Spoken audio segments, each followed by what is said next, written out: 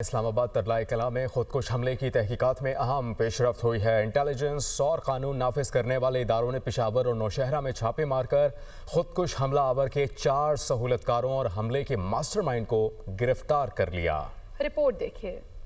ترلئی کلاں خودکش دہشت گردی کی تحقیقات میں اہم پیش رفت۔ انٹیلیجنس اور قانون نافذ کرنے والے اداروں کے پشاور اور نوشہرہ میں چھاپے۔ خودکش حملہ آور کے 4 سہولت کار داعش افغانی ماسٹر مائنڈ بھی گرفتار۔ سیکیورٹی ذرائع کا کہنا ہے کہ آپریشنز ٹیکنیکل اور ہیومن انٹیلیجنس کے نتیجے میں کیے گئے۔ حملے کی منصوبہ بندی، تربیت اور ذہن سازی افغانستان میں داعش نے کی۔ افغان طالبان کی سرپرستی میں داعش اور دیگر دہشت گرد تنظیمیں خطے اور عالمی امن کے لیے بڑا خطرہ ہے۔ آپریشن کے دوران وطن کا ایک بیٹا شہید اور 3 زخمی ہو گئے۔ دہشت گردوں کے خلاف مزید انٹیلیجنس بیسڈ آپریشن جاری ہیں۔ سیکیورٹی ذرائع کے مطابق حملہ آور کو گیٹ پر روکا گیا تو اس نے پہلے فائرنگ کی اور پھر خود کو اڑا لیا۔ حملے میں 4 کلو بارودی مواد استعمال کیا گیا۔ بال بیرنگ کی تعداد بہت زیادہ تھی۔